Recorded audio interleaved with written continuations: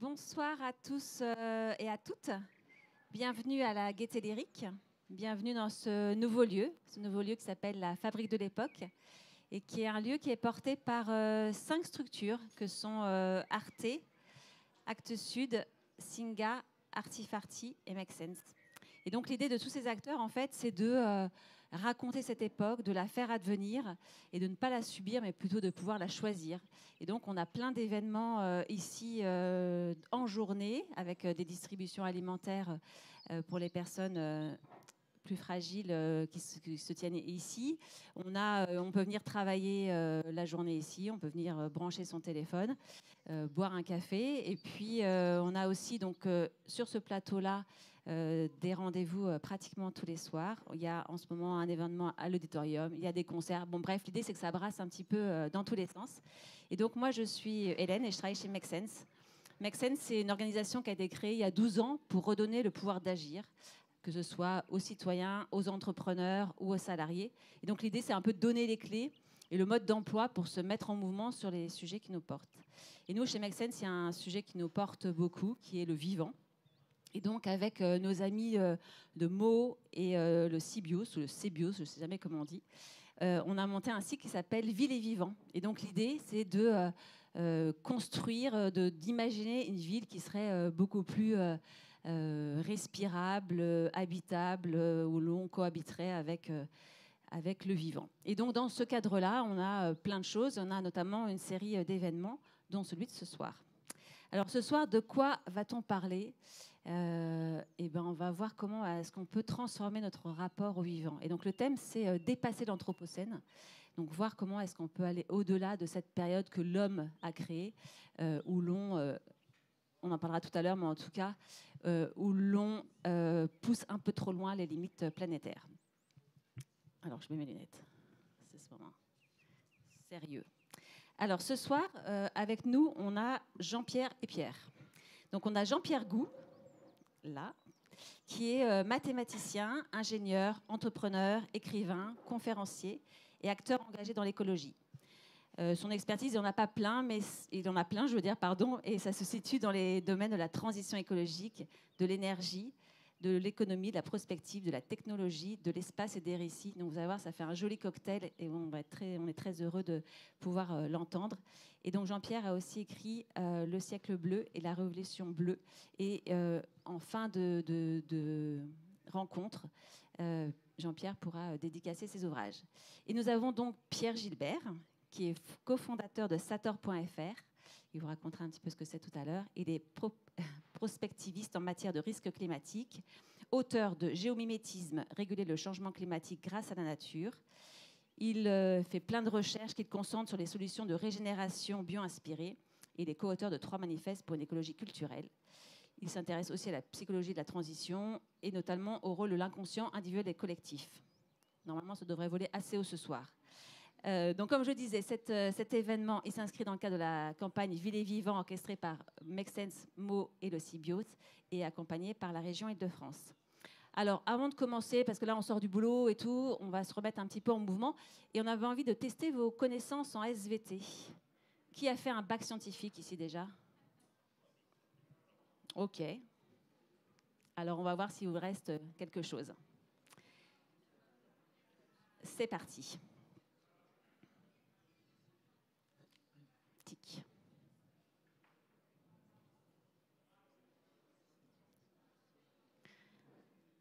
Oh là, le spoil. Donc voilà, écoutez attentivement ce bruit, ce son.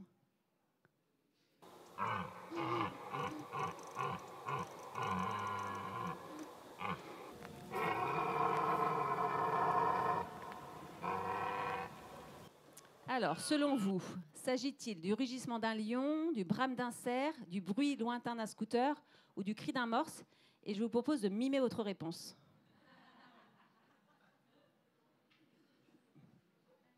Ok, vous êtes pas mal. C'était donc le brame d'un cerf qui a lieu donc à l'automne. Et c'est assez fascinant de voir comment les mâles se donnent beaucoup de mal justement pour séduire les femelles. Et ça vaut à peu près pour tous les animaux dans le règne animal.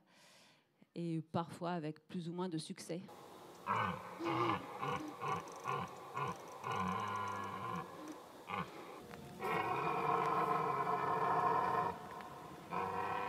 là, ils se réunissent sur une place en forêt et puis ils font les malins pendant que les biches les regardent.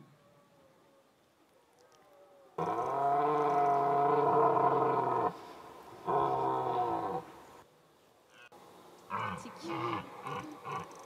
Deuxième question. Alors, qu'est-ce que vous voyez sur cette photo? Une guêpe coucou, un Pokémon ampiflore, une Ophrys bourdon, une larve de coccinelle. Et là, je vous propose de voter avec vos mains, avec vos doigts. 3, donc Ophrys bourdon. On a du Pokémon ampiflore parce qu'on s'amuse. Ok, vous êtes pas mal. C'est donc un Ophrys bourdon. Et on a de toutes les... Voilà, il y en a un que j'aime bien aussi qui s'appelle l'Ophrys bouc, et qui en fait qui a une espèce de barbichette et qui sent aussi le bouc. Donc ça, vous les repérez sur les bords de chemin plutôt assez secs et quand les sols sont bien exempts de pesticides. Le troisième. À ce jour, environ 2 millions d'espèces vivantes ont été inventoriées, mais les scientifiques estiment qu'il en existe. Alors on va faire en applaudissement cette fois, ok? Par applaudissement. Est-ce que vous pensez qu'il en existe 2 fois plus? Le bide. 3 fois plus? Ouais, quand on est seul, c'est gênant, mais on a le droit aussi de... Voilà, hein, c'est comme ça. 5 fois plus? Ok. Et 10 fois plus? Allez, c'est la bonne réponse. Oh my God. La quatrième, pardon. Alors, petite devinette.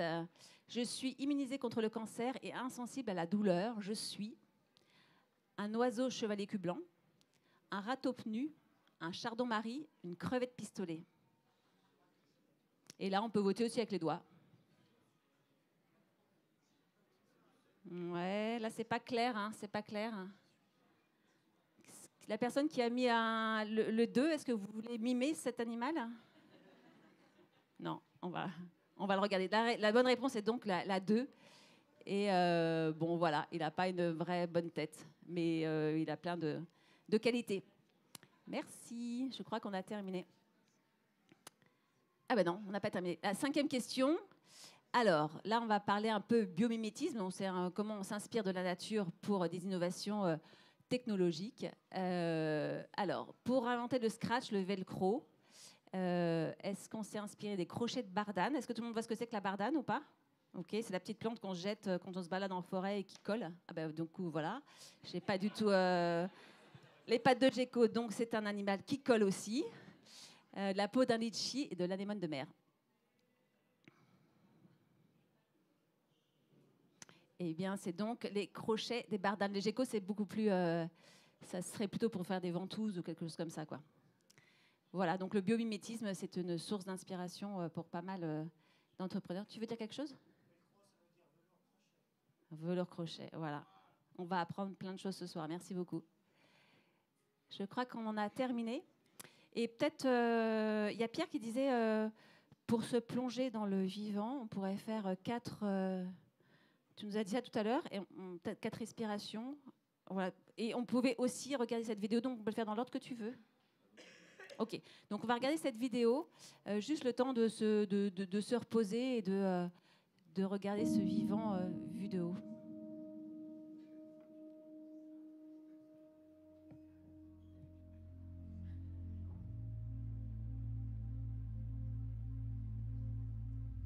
When I saw the NASA picture of the Earth, the magnificent blue marble, in December 1972, I fell in love with this iconic image instantly. And through this incredible image, I fell in love with the Earth herself. I realized that what I was looking at is a beautiful blue pearl in the cosmic ocean, a blue miracle in the cosmic mind. In that ecstatic moment, I said, "This is Gaia, my living goddess. This is Mother Earth, my beloved mother and the mother of all living beings. This is our home, our only home, the home of humans, animals, mountains, rivers, forests, oceans, and trillions of life forms. This is the self-sustaining, self-managing, and self-reliant living Earth. Mother Earth sustains herself and nurtures all her children with food, water, air, and warmth. She provides clothes, homes, energy, arts, crafts, and culture to all without any discrimination or judgment. Sometimes we humans take the benevolent Mother Earth for granted. Like the naughty children, we behave badly and act disrespectfully. We pollute the water, poison the soil, and contaminate the air. We waste energy and disregard the limits of Mother's capacities and threaten the life of our own mother. We create conflicts and wars in the name of religions, political systems, nationalism, or some other superficial and artificial boundaries. Mother Earth has worked hard over billions of years to evolve and create biodiversity, cultural diversity, and truth diversity. But we humans turn delightful diversities into dreadful divisions, and then fight over those divisions and kill each other. Through the image of beautiful blue marble, the Earth is reminding us that we should transcend these artificial and superficial divisions and protect and conserve this wonderful diversity of life, and at the same time celebrate the unity of life. After all, we are members of one Earth family. Mother Earth is certainly looking after us. Are we looking after our Mother Earth? Mother Earth loves us. Are we loving her in return? I am certainly in love with this magnificent blue marble. The Earth is the apple of my eye. I will do everything in my power to look after our Mother Earth.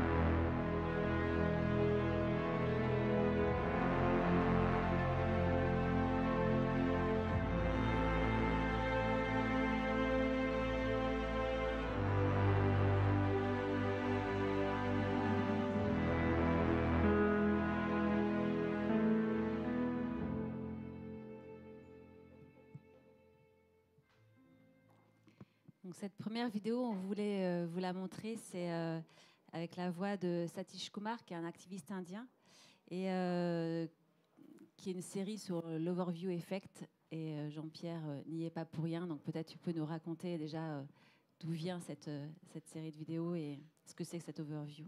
Alors cette série de vidéos, elle vient d'un projet qu'on a monté avec des amis qui s'appelle One Home, qui utilise des images d'un satellite qui est à 1,5 million de kilomètres de la Terre sur l'axe Terre-Soleil, qui est le seul satellite à prendre des images de la Terre tout éclairée qu'on a mis en animation.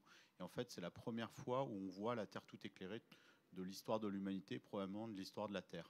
Et on a fait des vidéos avec des artistes, mais on a fait aussi des vidéos avec des scientifiques, avec des astronautes, avec des activistes comme lui, des poètes comme Leïna Sato. Et l'idée, c'est de créer des capsules d'émerveillement pour nous ramener à l'essentiel. Et comme sur la Terre, c'est difficile de mettre des paroles, on a demandé vraiment à des gens très inspirants, qui ont vraiment une parole inspirante, de laisser leurs mots. Donc c'est ce qu'on a fait avec Satish, qui est aussi le fondateur du Schumacher College en Angleterre, et qui est aussi un des pères de la deep ecology, c'est-à-dire de la relation profonde à la nature. Et il y a d'autres vidéos qui vont sortir, et je peux vous donner une exclusivité. Hier, on a reçu les sons de la prochaine vidéo. Ça fait 2 ans qu'on est en négociation, de Jane Goodall. Tu vois, donc, et ça sortira pour le jour de la Terre, le 22 avril. Voilà. Et vous pouvez aller sur le site One Home. Il y a une mailing list, une newsletter. Comme ça, vous serez informé de ça. On le postera sur nos réseaux sociaux. Mais la prochaine invitée de One Home, c'est Jane Goodall, quoi. On avait tenté Hubert Reeves, mais on n'a pas réussi. Ah oui, voilà. il faut se Mais dépêcher Jane, parfois. voilà, Oui. c'est des gens importants. Bravo, puis je vous invite à les regarder, il y en a plein, c'est vraiment, elles sont toutes différentes avec les mêmes images. Satish l'a dit en fait dans son texte, la vie sur Terre c'est quelque chose de magique qui aurait pu ne pas se produire, mais qui s'est produit. Jean-Pierre, d'où vient-on? D'où vient-on? Justement, quand on regarde ces images, ça nous oblige à regarder notre situation avec un pas de recul dans l'espace, mais aussi un pas de recul dans le temps, parce que cette Terre, elle paraît immuable, et nos petites activités humaines et nos petits tourments humains, quand on regarde la Terre depuis ça, ils paraissent dérisoires. Et ça nous amène à regarder le phénomène humain, pas comme quelque chose qui a toujours été, mais quelque chose qui s'est développé à l'intérieur de la Terre. Et en fait, quand on voit la Terre depuis l'extérieur, on voit un vaisseau. Et nous, on n'en est pas les habitants, comme certains le disent, ou les intendants. En fait, on est des parties. C'est-à-dire que le vaisseau et les passagers, ils sont faits de la même matière, quoi. Et on est de la matière qui a évolué. Et cette Terre, au départ, c'était juste des restes d'une supernova qui se sont agrégés autour d'une étoile qui s'appelle le Soleil.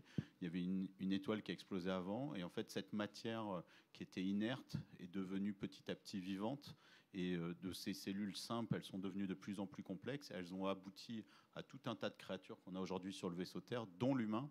Mais nous, on vient de là. Et souvent, on regarde le phénomène humain depuis, on va dire, les traces écrites, c'est-à-dire depuis la préhistoire, enfin depuis l'histoire, éventuellement la préhistoire. En fait, on fait partie du vivant. On est un des multiples passagers, comme les bactéries, comme les zèbres, etc.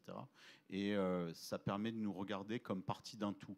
Et très souvent, on regarde toujours la nature comme étant dissociée, mais en fait, on est à l'intérieur de Gaïa. Et il parlait de Gaïa, c'est-à-dire le nom de la déesse Terre, les noms que les Grecs avaient donné à la déesse Terre. Et c'est le nom que Lovelock, un scientifique anglais, un chimiste, avait donné à la Terre en disant que la Terre, en fait, est un être vivant, c'est-à-dire une biosphère qui a élu domicile sur la Terre, dont nous sommes les parties. De la même manière que toi, tu es constitué de cellules qui te forment. Nous, tous ensemble, sans le savoir, on forme un être gigantesque. Et en fait, avec ce projet One Home, on voit Gaïa, on voit la Terre, on peut la ressentir. Et l'objectif de ce projet, c'est de faire des sessions de cœur à cœur avec la Terre pour essayer de rencontrer cet être immense auquel on appartient. On va parler ce soir d'anthropocène, donc de la situation qui a été créée par l'homme, enfin voilà, où en est le vivant aujourd'hui à cause de l'homme. Est-ce que tu peux nous dresser un état de la situation? Le vivant aujourd'hui, il est comment? Alors, c'est vrai que quand on regarde l'anthropocène, peut-être tu veux le définir ou Oui, je peux le définir. L'anthropocène, donc selon Larousse, c'est une période actuelle des temps géologiques où les activités humaines ont de fortes répercussions sur les écosystèmes de la planète et les transforment à tous les niveaux. Voilà. Donc, effectivement, quand on regarde le phénomène humain et surtout depuis l'ère industrielle, on voit une énorme destruction des écosystèmes. Ça, c'est quelque chose qui s'est accéléré depuis le néolithique, mais vraiment depuis 200 ans et encore plus depuis 50 ans, depuis la globalisation. Mais en fait, cette histoire de la destruction, qui est une histoire de la transformation de la matière, elle dure depuis longtemps. C'est-à-dire qu'avant l'anthropocène, il y a eu un biocène, c'est-à-dire que la vie elle-même a changé le visage de la Terre. Si vous aviez pris des photos de la Terre il y a plusieurs millions d'années, elle n'avait pas ce visage, et il y a plusieurs milliards d'années encore moins. Et le biocène, tous les sabots des animaux, les griffes, les taupes, etc., tout ça, ça a remué des éléments et ça a créé des nouvelles structures. Donc nous, on fait partie de ça. Sauf que nous, en faisant ça, ce qui pourrait être juste une transformation de l'information, on met en danger la créature auquel on appartient, c'est-à-dire la Terre. Et aujourd'hui, ce problème de limite planétaire que tu évoquais, ce sont des maladies de l'être humain Terre qu'on lui cause. Et chacune des limites planétaires, que ce soit le réchauffement climatique qu'on peut voir comme une fièvre, l'artificialisation des sols qu'on peut voir comme une espèce d'encroûtement en fait de la Terre et d'absence de porosité. En fait, toutes ces limites planétaires peuvent être vues comme, on dit souvent, des limites techniques dépassées, mais moi j'aime mieux voir des processus physiologiques qu'on est en train de dégrader, et en fait on peut la faire mourir. Donc on est dans une situation où non seulement on met en danger l'humanité, mais aussi d'autres espèces. Alors, le système biosphère, il a résisté à 1000 fois plus de force de dégradation que l'espèce humaine. On s'est pris des astéroïdes, des explosions de supernovas, des supervolcans, etc. On a résisté à tout ça. Donc, la vie, elle résistera à ça. La question, c'est de savoir si nous, on a envie de rester sur ce vaisseau et de faire partie de l'aventure encore. Donc, c'est plus ça la question de l'après-anthropocène. Et c'est ça dont on va parler ce soir. Pierre, qu'est-ce qui nous a amené là, en fait? Pourquoi on est en train de dépasser toutes les limites? Qu'est-ce qui nous a poussé, en fait, à pousser trop loin le curseur? En 3-4 minutes. Bon, j'espère que vous m'entendez tous bien. Oui, je crois que ça fonctionne. Alors, pour comprendre pourquoi est-ce qu'on est dans cette situation aujourd'hui, à mon avis, il faut empiler quelques grilles de lecture qui sont complémentaires. La première grille de lecture, c'est celle de la thermodynamique. Vous écoutez une conférence de Jean Covici, il va très bien vous expliquer comment la puissance du pétrole, du charbon, du gaz, comment ces calories dégagées nous ont permis de transformer l'environnement d'une manière inédite, avec des moyens inédits. Mais ça ne vous dit pas pourquoi est-ce qu'on a choisi de détruire avec cette énergie à profusion plutôt que de faire des trucs cool. Donc il faut empiler une deuxième grille de lecture qui, alors, en ce qui me concerne, est plutôt celle de Marx ou de Gramsci, qui va plus loin dans la subtilité, mais de l'explication de mécanismes de lutte des classes, en tout cas de confrontation d'intérêts structurels entre différentes classes et de l'accroissement des forces productives et des mécanismes de domination. Bon, une fois qu'on a dit ça, et c'est vrai que depuis quelques années, on a atteint un stade dans l'humanité qui est un record absolu en matière d'inégalité. On a battu le record du tout début 20e siècle, fin 19e, tout début 20e siècle, où c'était l'époque des Rockefeller, des Morgan aux États-Unis, qui était une époque extrêmement inégalitaire. Eh bien, on a dépassé ce taux inégalitaire. Donc la grille de lecture marxiste, quelque part, est toujours, et même encore plus actuelle que d'habitude. Mais une fois qu'on a dit ça, on ne vous explique pas non plus pourquoi certaines personnes choisissent d'être empathiques, de ne pas perpétuer ces inégalités, de ne pas détruire la planète, et pourquoi d'autres font l'inverse. Donc il faut une autre grille de lecture, et c'est là où... moi, ce qui m'intéresse particulièrement, c'est aussi la grille de lecture psychologique ou psychanalytique, mais qui, en fait, est toujours en fractal entre l'individu et la société. Pour moi, depuis quelques années, on est passé dans un stade nouveau du néolibéralisme, qui est ce que j'appelle le capitalisme de la dérogation. C'est-à-dire que depuis 10 ou 15 ans, vous avez... des gouvernements qui vont très très loin dans la destruction de ce qui nous reste d'état social, etc., et qui n'en ont plus rien à faire en termes de justification. C'est-à-dire qu'on sent qu'on est rentré dans une ère de cynisme où ces gens-là nous mentent droit dans les yeux, et ma foi, bon, voilà. Et alors la question que je me suis posée, c'est comment est-ce qu'on peut basculer dans un tel état de cynisme ? Comment est-ce que le fait de mentir à des gens, de mentir à sa population, c'est supportable pour un individu? Et la question corollaire de ça, c'est comment ça se fait que les gens ne voient pas ça, en fait? Eh bien, parce que, pour moi, c'est aussi compliqué d'admettre qu'un gouvernement est complètement cynique, dans le sens où il ne défend absolument pas ses intérêts. C'est aussi compliqué d'admettre ça que d'admettre que son propre parent, en étant enfant, ne nous aime pas. Voilà.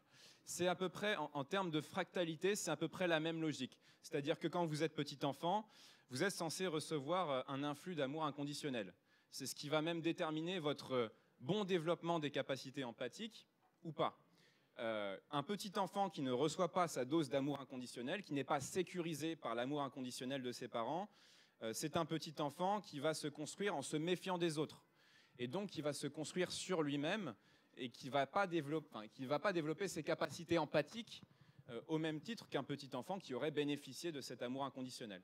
Et quand vous ne développez pas vos capacités empathiques, alors ça, sur le plan scientifique, c'est aussi démontré, je veux dire, c'est atrophie du cortex orbitofrontal, etc., atrophie des neurones miroirs, c'est-à-dire que, oui, un petit enfant qui n'a pas reçu cet amour-là, qui a été insécurisé, Ça se voit à l'IRM, en fait. Voilà, c'était ça le point. Bref, ce petit enfant-là, en grandissant, va se méfier de l'être humain. Il vit dans le paradigme de la peur. Et puisqu'il n'est pas empathique, il n'a pas de culpabilité. Et c'est là où on arrive dans un système qui favorise ce genre de profil, parce que quand vous êtes dans un système inégalitaire, concurrentiel, les gens qui n'ont pas de culpabilité, en gros, vous écrasent facilement. Manœuvrent comme ça, n'ont pas de scrupules à mentir, et in fine, en fait, par capillarité de génération en génération, mais se retrouvent davantage dans les hautes sphères de la société, que ce soit dans l'entreprise ou la politique. Et l'effet corollaire de ça, c'est que, comme disait Marx, mais les pensées de la classe dominante sont toujours les pensées dominantes, les valeurs de la classe dominante sont toujours les valeurs dominantes, et on habite de fait, et c'est assez nouveau dans l'histoire de l'humanité, mais dans une période où les valeurs sont profondément narcissiques. C'est-à-dire que ce qui est valorisé socialement, ce n'est pas l'entraide, ce n'est pas l'empathie, etc. Bon, ça, depuis tout petit, depuis qu'on est à l'école, on est dans des mécanismes de concurrence, en entreprise pareil, mais surtout, on est dans un paradigme où la valeur dominante, c'est quand même celle de la peur. Et donc, c'est là où, à mon avis, si on ne comprend pas cette donnée-là, et si on ne comprend pas que, in fine, c'est l'influx d'amour inconditionnel à la base qui détermine qu'on va pouvoir développer des capacités empathiques ou pas. Bon, pour moi, le point central, il est là, d'autant plus que, et je terminerai là-dessus, mais une autre définition, enfin, comment dire, l'écologie, c'est un prolongement du rapport empathique au-delà de l'être humain, au-delà de son semblable. Si vous avez des capacités empathiques, eh bien, celles-ci, normalement, vont déborder et embrasser le vivant. Voilà, et pour le dire un peu crûment, mais quelqu'un qui est coupé de son empathie et qui bat sa femme ou ses enfants, généralement, il bat aussi son animal et inversement. Enfin, voilà, c'est pour caricaturer un peu ce point de vue-là, mais voilà un peu pour moi, où on en est. C'est très réjouissant. En fait, c'est une bonne nouvelle. C'est une bonne nouvelle parce que, disons que ces mécanismes d'emprise, que ce soit à l'échelle individuelle ou quand vous êtes victime d'un manager toxique ou quelqu'un qui ne reconnaît pas votre travail ou même d'un conjoint toxique, ça vous rend malheureux. Au niveau fractal, c'est-à-dire quand vous avez ces mécanismes d'emprise qui sont déployés au niveau de la société, ça vous rend malheureux aussi, parce que vous vivez dans un contexte où c'est le mécanisme de la peur, de l'obsessionnalité, etc., qui sont valorisés. Mais le truc, c'est que ça correspond à une petite partie des gens. Je veux dire, les profils peu empathiques, toxiques, narcissiques, etc., c'est une petite minorité des gens qui se retrouvent en position souvent de pouvoir, mais c'est qu'une petite minorité des gens. Donc, la plupart des gens n'aspirent pas à ça. Et la bonne nouvelle, c'est que du coup, ce qui nous rend malheureux, la plupart des gens, ce qui nous rend malheureux, c'est aussi ce qui détruit la planète, parce que c'est cette logique-là d'absence, de se couper de l'empathie qui fait qu'on peut détruire, qu'on peut prédater comme ça les ressources sans que ça fasse rien à personne. Et ça, c'est une bonne nouvelle. La mauvaise nouvelle, ça aurait été que ce qui détruit la planète nous fasse du bien. Ça aurait été une mauvaise nouvelle. Et du coup, les répercussions de tout ça, ça donne quoi en termes de... Si on devait caractériser l'Anthropocène, Jean-Pierre, ce serait quoi ces grandes caractéristiques de cette période aujourd'hui?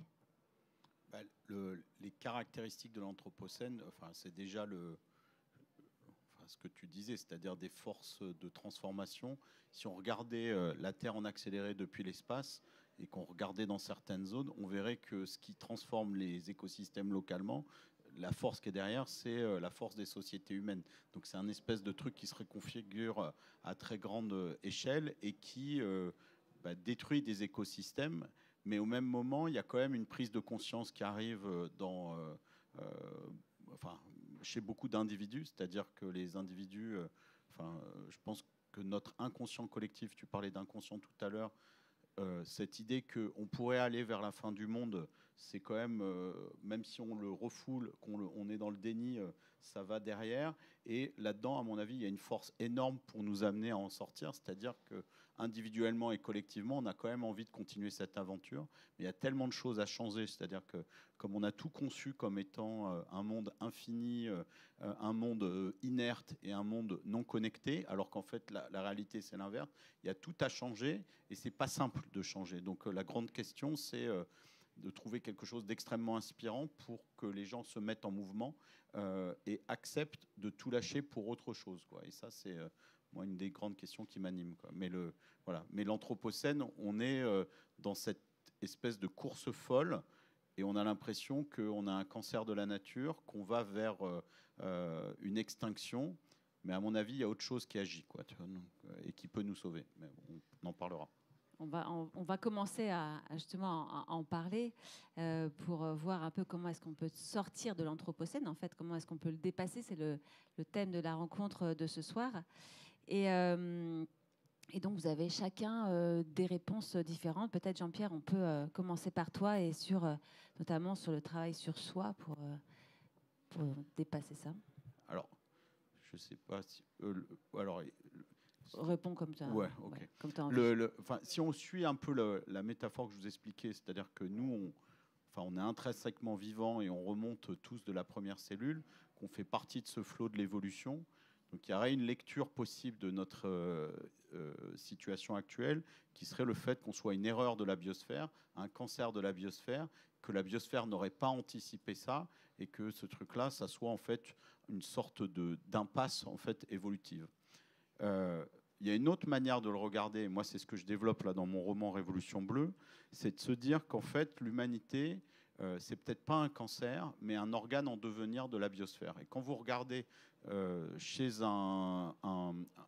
chez un être vivant, un organe en devenir, on n'en a jamais observé. C'est-à-dire on n'a jamais vu un chat sans pancréas et soudain avec un pancréas, c'est-à-dire des nouvelles cellules qui s'allient pour former quelque chose qui a une fonction. Et pourtant, on n'est pas nés, nous tous, avec tous les organes. Donc les organes ont dû se créer à des moments dans l'évolution. Et la première fois où ça a été observé, c'est il y a 3 ans sur un coléoptère. Et quand vous avez un organe qui est en train de se créer, ça ressemble à un cancer.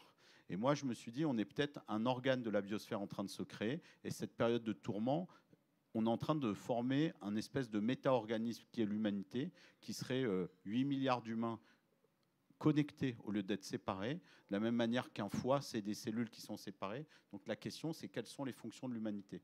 Et quand vous reposez, en fait, je dirais, cette période là-dessus, le fait de passer à un niveau de complexité supérieur et de se dire on a un méta-organisme en train de devenir et l'humanité est un organe en train de prendre conscience d'elle-même, en fait, ça transcende les États-nations. Et si on arrive à poser quelles sont les fonctions de l'humanité vis-à-vis de la biosphère, automatiquement, ça nous réinsère dans le vivant. Donc, il y a un grand débat planétaire à avoir à quoi sert l'humanité. Et c'est une question, il y a beaucoup de gens qui vous disent, en fait, la biosphère, elle serait beaucoup plus au calme sans les humains. Et en fait, moi, je pense on est voulu et que, par exemple, si vous prenez ces images-là, si on n'avait pas existé, nous les humains, jamais la Terre ne se serait vue elle-même. Et il y a un espèce de processus que vous avez à l'œuvre dans l'univers. On a l'impression que l'univers crée des structures pour arrêter et se connaître lui-même. La notion de connaissance de soi est vraiment quelque chose d'extrêmement profond. Il y a quelque chose d'autoréflexif dans l'univers, dans les structures qui se créent. Et l'humanité, quand vous la regardez de ce point de vue, c'est quand même étrange de se dire que sur cette Terre inerte, il y a des petites particules qui étaient des primates qui ont accéléré leur développement en bâtissant des outils, en bâtissant des armes, en bâtissant des luttes. Ces luttes sont devenues des espèces de luttes fratricides entre États qui ont abouti à cette, on va dire, guerre froide folle qui aurait pu tous nous entraîner vers la mort et qui a amené quelques êtres humains à sortir de l'orbite terrestre pour filmer la Terre. Et en fait, on se rend compte que ces forces de tension, de compétition qu'il y a, amènent ça. Et ça, vous avez aussi ça dans le vivant. Le vivant, il coévolue. C'est-à-dire que le vivant, ce n'est pas quelque chose d'extrêmement gentil. Vous regardez dans les fonds marins, vous n'aimeriez pas être un petit poisson comme dans Nemo, où du jour au lendemain, votre maman elle a disparu du truc.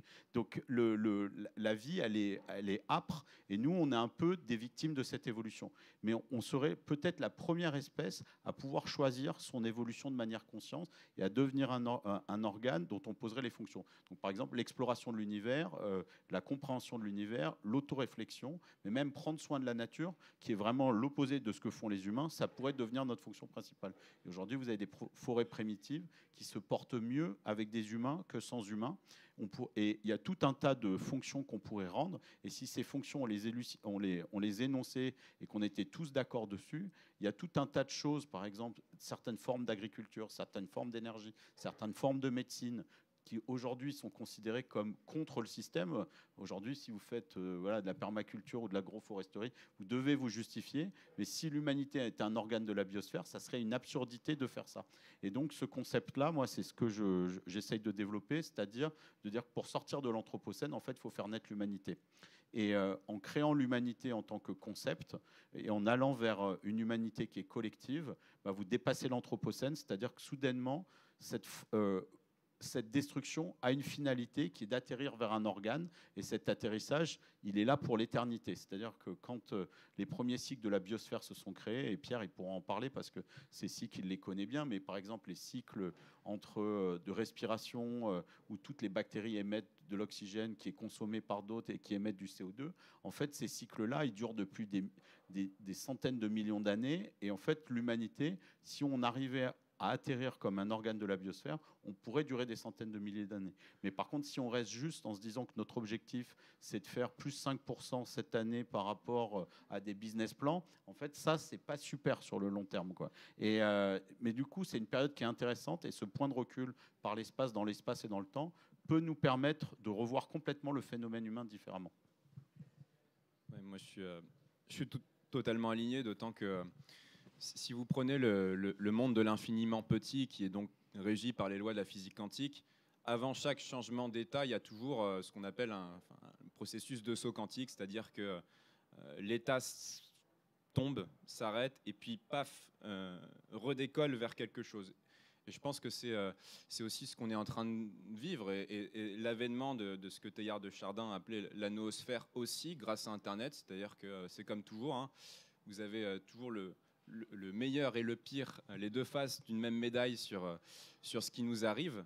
Et dans le meilleur, moi, j'observe quand même que quand on voit le nombre de vues que font des vidéos sur YouTube, des podcasts qui ouvrent une quantité de connaissances faramineuses sur la compréhension de soi, etc., c'est quand même...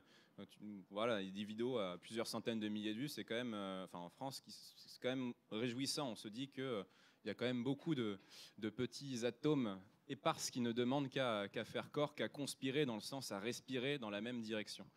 Et moi, je partage ton enthousiasme, Jean-Pierre. C'est-à-dire que je commence souvent mes conférences en disant que il ne faut pas tout mélanger, et que nous, les écolos, on a eu des torts aussi. C'est-à-dire que on a immiscé dans l'inconscient collectif que changement climatique égale cataclysme, scénario à la Mad Max, etc., et donc malheur.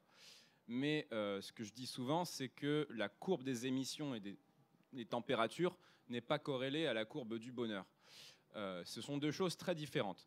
On peut être plus heureux que ce qu'on est aujourd'hui dans un monde à plus 4 degrés, si et seulement si on a adapté massivement nos sociétés, qu'on est passé à l'agroécologie, qu'on a végétalisé nos villes, qu'on a rendu nos sociétés robustes, incapables d'encaisser les chocs, qu'on a réduit le temps de travail par semaine pour avoir plus de temps pour cultiver des liens, qu'on a reconstruit des services publics et des mécanismes de solidarité qui nous sortent de notre angoisse du quotidien. Si. Bon, bref. Donc, in fine, c'est ça qui nous rend heureux au quotidien. Hein. C'est les fameuses études d'Harvard que tu cites aussi beaucoup, qui est la plus longue étude qui a été de l'humanité, hein, sur plus d'un siècle, qui nous dit que oui, le premier facteur de bonheur, c'est la qualité des liens qu'on cultive. Et ça, il faut. Le rôle du politique, c'est aussi de créer le contexte qui permet de travailler ça. Donc voilà, le bonheur strict n'est pas corrélé à l'augmentation des températures, même si on va se prendre des canicules et des gifles, des événements extrêmes qui ne sont pas plaisants. Mais vous, votre bonheur ou votre malheur n'est pas corrélé au fait que vous ayez subi une canicule ou pas. Il est corrélé à, ce qui nous travaille au quotidien sont plus de choses. Et nous, les écolos, on se disait, mais en portant un peu ce discours de on met la pression aux gens comme ça, on va créer un électrochoc chez les dirigeants. Il faut les stresser, sinon ils vont rien faire. Déjà qu'ils ont tendance à pas faire grand-chose. Bon, manque de bol, en fait, les dirigeants sont très au courant de tout ce qu'on raconte nous depuis longtemps, et pourtant il se passe rien. Pourquoi ? Je vous renvoie à ce que je vous disais tout à l'heure, c'est-à-dire qu'il y a des gens qui vivent dans un paradigme qui est celui de la peur, du cynisme, et ce n'est pas une question de degré de conscience. Voilà. Ça ne veut pas dire qu'ils ne sont pas sauvables. Hein. Moi, je crois beaucoup aux épiphanies, aux choses qui états modifiés de conscience typiquement, mais qui peuvent faire basculer des gens, hein, qui peuvent, voilà. Bref, donc personne n'est condamné. Mais voilà, ce que je veux dire, c'est que bon, on est dans cette situation qui est assez intéressante. C'est le plus grand. Enfin, on est face au plus grand challenge qu'on ait jamais eu à porter. Et la bonne nouvelle, je vous disais tout à l'heure que la bonne nouvelle, c'est que ce qui nous rend malheureux détruit la planète, hein, l'absence d'empathie. En fait, ce qui bloque la circulation de l'énergie de l'amour. On a Stéphanie Briand dans la salle qui nous a fait une super masterclass Sator sur l'énergie d'amour. Bref, donc ce qui nous rend malheureux, ce qui bloque la circulation de l'énergie d'amour, détruit la planète. Hein, absence d'empathie, destruction, voilà. Mais ce qui nous rend heureux, ça fait du bien à la planète aussi. Dans le sens où ce qui nous rend heureux, c'est quand vous déconstruisez vos schémas inconscients que vous répétez, qui vous enferment dans des choses qui vous rendent malheureux. Et alors, il y a beaucoup de choses qui sont liées au traumatisme infantile, hein, dans le sens où, voilà, les 5 blessures de Lise Bourbeau, par exemple. Dans votre petite enfance, tout peut être potentiellement traumatique. Hein. Vous êtes un petit bébé, vous n'avez pas forcément de recul sur beaucoup de choses, donc il suffit que votre parent soit dans la salle à côté un peu trop longtemps, bim, traumatisme de l'abandon, et puis ça va engrammer des mécanismes de réflexion qui vont vous suivre toute votre vie, jusqu'à ce que vous les travaillez. Hein. Donc, encore une fois, donc cette répétition de schéma-là, qui nous pourrit la vie au quotidien, qui fait qu'on reproduit des mécanismes de relations toxiques, qui fait que ci, que ça, qu'on hérite même aussi souvent de nos parents, de nos grands-parents. Ça, c'est ce que nous explique l'épigénétique. On hérite des traumatismes, mais qui se comprend très bien aussi d'un point de vue sélection naturelle. Enfin bref, je ne rentre pas dans le détail, mais c'est fondamental. Bref, donc si vous avez compris que votre bonheur est largement déterminé par votre inconscient, comment celui-ci s'est construit, et que du coup, votre bonheur est largement déterminé par votre capacité à déconstruire vos schémas limitants, pour entretenir de meilleures relations, pour vous libérer, hein, c'est le chemin d'individuation de Jung, mais vous retrouvez la même chose chez Spinoza, le chemin de la liberté, etc. Bref, donc quand vous avez compris ça, vous comprenez aussi que si vous êtes capable de déconstruire un schéma limitant, vous êtes capable de déconstruire un schéma de consommation. Parce que c'est la même chose. Il y a beaucoup de nos pans de consommation qui sont de la consommation ostentatoire. Si j'achète un SUV ou une grosse montre à plusieurs dizaines de milliers d'euros ou un sac Longchamp, je ne sais pas combien de... Voilà. En fait, ce que je recherche inconsciemment derrière, c'est du statut social. Donc c'est de la sécurisation affective. Parce que je me dis que si, dans mon gros SUV, j'impose un haut statut social et j'ai l'espoir que ça m'apporte de l'amour quelque part. Et en fait, le capitalisme joue là-dessus. C'est un des ressorts principaux de la consommation. Vous avez aussi des consommations qui viennent combler un manque, beaucoup. Hein. On a démontré aussi que les gens prenaient des douches plus longues et mettaient le chauffage plus chaud quand ils étaient seuls, quand ils se sentaient seuls, mangeaient plus gras, plus sucré, etc., avaient tendance à se réfugier dans de la consommation inutile. Bon, consommation d'apparat, consommation inutile, tout Patrick ça, c'est Vivray, extrêmement... j'aime bien, il parle de la société de consolation, qui voilà, du coup, exactement. c'est exactement ça, quoi. Mais tout ça, ce sont des consommations qui détruisent la planète. L'explosion de la vente du SUV en France, c'est quand même la moitié des voitures neuves vendues en France sont des SUV, et c'est contre-intuitif parce que les gens ont conscience de plus en plus du problème climatique, hein, quoi qu'ils en disent, et pourtant, explosion de la vente de SUV, record chez livraison Amazon, tout ce que vous voulez, enfin bref. Pourquoi ? Parce que vu qu'on a détruit aussi les mécanismes de solidarité sociale, etc., les gens sont plus dans la peur, parce que sentent que le collectif est moins derrière. Et quand vous êtes plus dans la peur, vous remisez 2 fois plus sur la consommation statut social, parce que c'est ça qui, inconsciemment, peut être plus à même de vous rassurer. Voilà. Donc c'est pour ça que maintenant, avant, le SUV, c'était plutôt les pères de famille des classes moyennes supérieures. Maintenant, c'est les pères de famille des classes, y compris moyennes inférieures, qui dépensent énormément là-dedans. Bref. Donc, si on a compris qu'on pouvait hacker ces mécanismes de consommation ostentatoire, parce que si le but, c'est d'avoir de l'amour et de cultiver des liens, autant miser directement là-dessus. Bref. Donc, hacker toute la phase de consommation qui ne sert à rien. Voilà. Bon, de plus en plus de gens s'en rendent compte. Il y a des crises de la quarantaine, de la cinquantaine, de la soixantaine qui passent par là aussi. C'est toujours bien. Mais je me dis, il est temps qu'on diffuse aussi ces connaissances-là, quoi. Il est temps que, dès le plus jeune âge dans l'école, mais aussi dans l'éducation populaire, dans la formation continue, en fait, on apprenne aux gens comment fonctionne l'inconscient, parce que c'est trop bête de passer sa vie à courir derrière et à la rater parce qu'on a loupé le fonctionnement de ces mécanismes-là qui sont climaticides par ailleurs. Donc ça serait un premier verrou à faire sauter, qui n'est pas forcément le plus facile. Jean-Pierre, est-ce que tu en as d'autres de verrous à faire sauter, de comportements à encourager pour sortir de l'anthropocène? Tu as parlé de cette énergie d'amour, quoi. Et aujourd'hui, il y a un vrai verrou là-dedans sur le fait que, notamment du point de vue des hommes, on soit toujours dans ce paradigme, en tout cas dans les mondes occidentaux, on n'a pas d'éducation particulière de la part de nos pères enfin, on est toujours dans le syndrome « sois fort mon fils », quoi. Et ça crée des postures qui ne favorisent pas le développement de l'empathie, et ça crée des structures où, dans des structures qui sont hiérarchiques, les gens qui arrivent en haut sont souvent des gens qui sont... la seule chose qu'ils aiment, c'est donner des ordres, en fait, quoi. Et le fait d'avoir, au-delà de la culture sur l'inconscient, sur mieux comprendre soi-même, comment on fonctionne, d'avoir cette autorisation à ouvrir son cœur, c'est quelque chose pour moi qui est absolument fondamental, parce que c'est là où on se révèle qui on est soi-même, mais ça nécessite d'avoir confiance dans les autres. Et ça, c'est toute une éducation aux vulnérabilités, c'est-à-dire et l'empathie ne peut se développer que si on a confiance que l'autre va nous traiter de manière, on va dire, respectueuse, quoi. Et donc ça veut dire de tomber l'armure et de se mettre en situation de fragilité. Et aujourd'hui, on a empilé des couches d'armure sur certains individus à des points où en fait, le SUV est une armure aussi, une bombe atomique est une armure, et en fait, vous pouvez voir en fait toutes ces structures de puissance qu'on a développées comme une carapace pour s'empêcher d'aimer.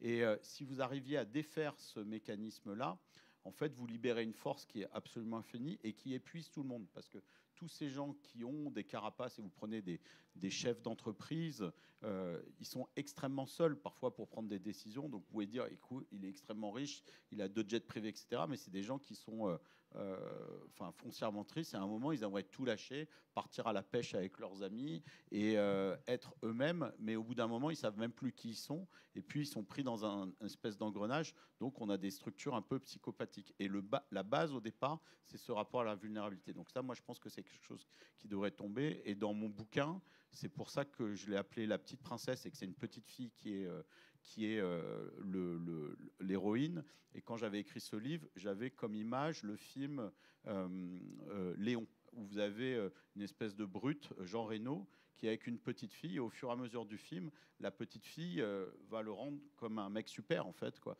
parce qu'elle le ramène à ses vulnérabilités. Et lui n'a jamais été en contact, en fait, avec quelqu'un qui lui donnait de l'amour, qui lui donnait là-dessus. Et en fait, tout le monde en est capable de ça. Même la pire ordure, en fait, si vous lui donnez cette possibilité-là, à ce niveau-là, en fait, il y a cette possibilité de rachat. Et elle fait ça à l'échelle de l'humanité. C'est-à-dire que si l'humanité était un gigantesque Homo sapiens de 8 milliards d'humains, donc qui pèse 287 millions de tonnes, la petite fille dans ce bouquin, au fur et à mesure des tomes de la Révolution bleue, elle fait changer cette créature pour que cette créature s'adoucisse et que toutes les structures dont tu parles là, et qui sont des structures toxiques, mais qui sont toxiques pour la planète et pour nous-mêmes, quoi, en fait, s'envisagent. Mais il y a quelque chose de l'ordre du pouvoir du cœur, c'est-à-dire que la compréhension de l'intellect, ça c'est bien, mais derrière, si tu n'ouvres pas ton cœur, ça ne peut pas changer, quoi. Et sur Sator, c'est bien parce qu'il y a des cours sur l'inconscient et des cours sur l'amour aussi dedans. Donc voilà, mais en tout cas, cette éducation à la vulnérabilité, ça me semble important. Et l'autre chose, moi je dirais, c'est de nous ramener à l'émerveillement. Quand on parle de dépasser ou de changer notre rapport au vivant, Le mot vivant, d'ailleurs, ça ne veut pas dire grand-chose. En fait, c'est un mot qui est une espèce de mot en porte-pièce. On parle de biodiversité, etc. Qui est assez récent, d'ailleurs. Enfin, ça fait 5 ans qu'on Voilà. parle du vivant, on parle de la nature. Comme si on opposait le vivant avec le reste.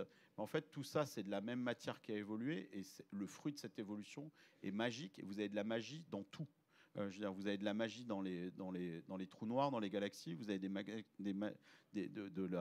la magie dans un brin d'air, parce que derrière, il y a de l'ADN. L'ADN, c'est complètement fou, quoi. Et donc, à toutes les échelles, vous avez de la magie dans les secrets biomimétiques des animaux, dans leurs fonctions biosphériques, dans l'organisation de la biosphère. Et aujourd'hui, on regarde le monde avec des yeux usés, quoi, comme si c'était chiant, quoi, alors qu'on vit dans un truc hallucinant. Là, on est sur une planète au milieu de l'univers sur lequel on peut respecter. On est sur un vaisseau spatial qui avait à 2 millions de kilomètres/heure et on est emporté sur une planète où il y a de la vie, où il y a toute une biosphère qui nous protège. Et ça, on ne le célèbre pas. On devrait se lever le matin en disant c'est incroyable d'être vivant, quoi. Et qu'est-ce que je vais faire de cette journée, parce que c'est une chance énorme. Et je pense qu'on devrait éduquer les enfants aussi à ça, à se dire de célébrer tous les jours le miracle d'être en vie, d'honorer tous les ancêtres qui ont contribué à cette évolution, qui ont souffert pour inventer les poumons, inventer les reins, inventer je sais pas quoi. Donc on est le fruit de tout ça. Et nous, on est là à se plaindre, en fait, quoi. Et c'est quand même fou, quoi. Et la petite fille, elle a une double éducation à la vulnérabilité et à l'émerveillement, et par le truchement d'un enfant, parce que les enfants, ils ont l'émerveillement naturel. Ils se lèvent le matin, ils courent partout, ils ont envie de vivre. Et puis, c'est à partir d'un certain moment où vous vous usez. Et en fait, c'est pas vous qui vous usez, c'est votre ego. C'est-à-dire, c'est la structure qui vous habite, c'est-à-dire l'histoire que vous racontez sur vous-même, qui fait un filtre entre vous et le monde. Et je ne sais plus qui disait ça, le monde ne manque pas de merveilles, il manque de gens émerveillés. Et l'émerveillé, c'est une attitude de la personne. Mère Teresa, elle disait, on peut s'émerveiller d'une petite fleur dans les immondices de Calcutta. Donc c'est une question de posture, quoi. Et aujourd'hui, si les humains ne sont pas émerveillés, c'est-à-dire de cette joie d'être vivant, on ne pourra pas rétablir nos liens avec le vivant. Et en plus, quand vous êtes dans cet état d'émerveillement, vos journées, elles prennent un caractère épique. Et ça me semblerait être quelque chose d'intéressant à changer. Et alors, comment est-ce qu'on cultive l'émerveillement ? Enfin, comment est-ce qu'on sort de cette posture de voir le monde du mauvais côté ? Et peut-être vous, c'est quoi vos trucs ? Est-ce que vous avez des choses à nous partager là-dessus ? Non, le secret, c'est effectivement de remettre ses lunettes ou ses yeux d'enfant.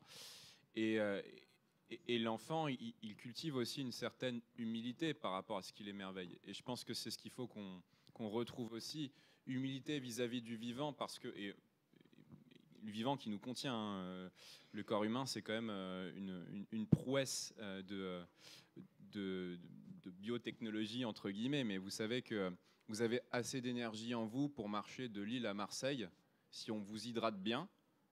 Voilà, vous pouvez faire ces 900 km-là. Bon, vous arrivez un petit peu raisin sec, hein, mais normalement, n'importe qui n'est pas en trop mauvaise condition physique peut puiser dans son organisme, dans ses lipides et même dans ses muscles assez d'énergie pour réaliser cette prouesse. Votre inconscient traite 40 000 bits d'informations par seconde et n'en fait remonter que 40 à votre conscient. C'est-à-dire que là, l'IA, on a quand même quelques longueurs d'avance devant elle, parce que si on devait... Bon, voilà, c'est une fantastique machine. On a 7 sens, dont 2 qui sont très peu connus, la proprioception et l'interoception, mais il y a aussi toute la dimension de l'intuition qu'on ne sait absolument pas expliquer et qui pourtant fait que on n'inventera jamais une IA qui sera capable d'intuition. Enfin, jamais dire jamais, mais je veux dire à brève échéance. En tout cas, Jean-Pierre, il a fait, pas sûr. C'est complexe, non, mais c'est quand j'ai dit jamais, il a bien fait de voilà. Mais donc, tout ça pour dire que quand on regarde un petit peu le vivant avec cette posture d'humilité, quand on comprend que le vivant, il nous met non seulement 3,2 milliards d'années d'évolution dans la figure, mais en fait, comment dire, l'humanité, elle fait des progrès technologiques souvent pendant les guerres parce que c'est une question de vie ou de mort. Voilà, pendant la Deuxième Guerre mondiale, vous avez les prémices de beaucoup de grandes technologies, que ce soit avions à réaction, les fusées, les télécommunications modernes, etc., la bombe atomique, tout ce que vous voulez. Bon, vous avez les prémices de tout ce qui fait notre modernité matérielle.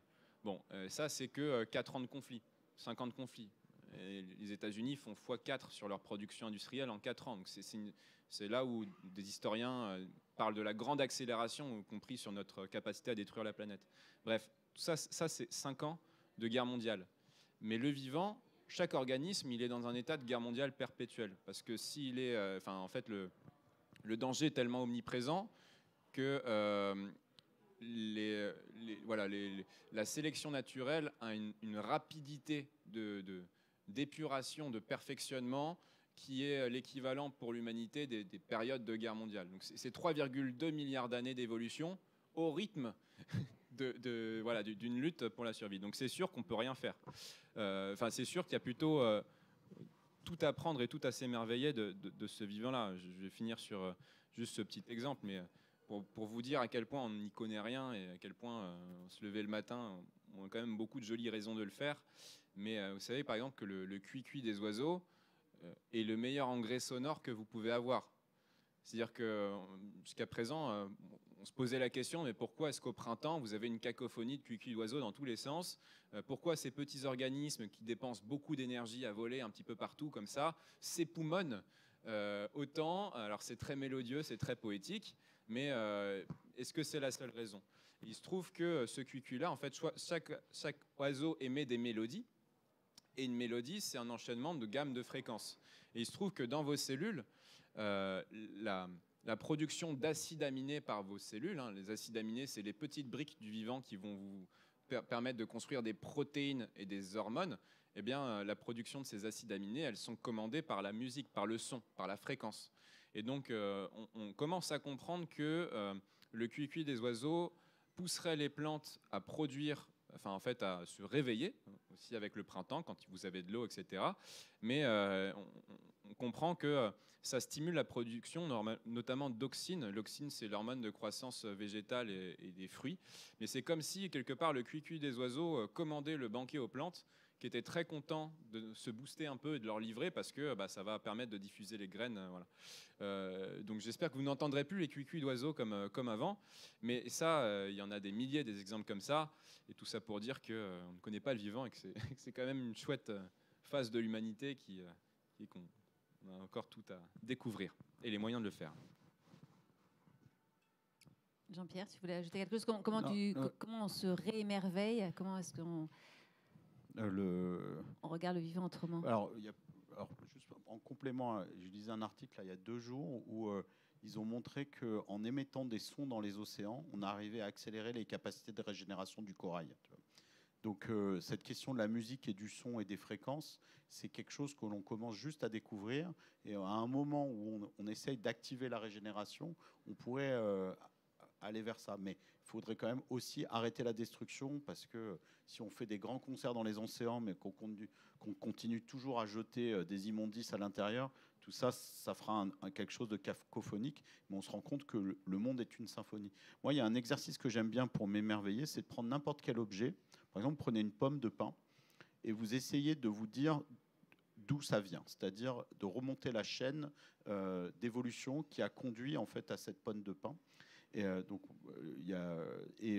vous vous rendez compte que si vous déconstruisez ça, sur l'origine des molécules, des schémas, des formes, etc., vous allez déjà passer par toutes les choses que vous avez apprises à l'école et vous allez voir un lien entre l'histoire, entre la sociologie, entre la chimie, entre la biologie, et ça peut vous amener ça. Et à l'origine de l'origine de l'origine de l'origine, vous arrivez toujours au Big Bang, c'est-à-dire que toutes les particules de votre pomme de pin, comme toutes les particules qu'il y a dans cette salle, tout a 13,8 milliards d'années. En fait, là, on a tous le même âge, quoi. Et c'est toujours bien de se rappeler de ça, c'est-à-dire, et les protons, qui sont la base de tous les atomes de l'univers, sont indestructibles, ou en tout cas, ils sont des milliards de fois plus longs que l'âge de l'univers, ou en tout cas que l'âge de l'univers aura quand il se détruira. Donc on est dans un univers où les particules élémentaires sont vraiment indestructibles. Et ça, de se ramener de l'exercice où vous regardez ce verre, une plante verte, un être humain devant vous, vous arrivez toujours à ça.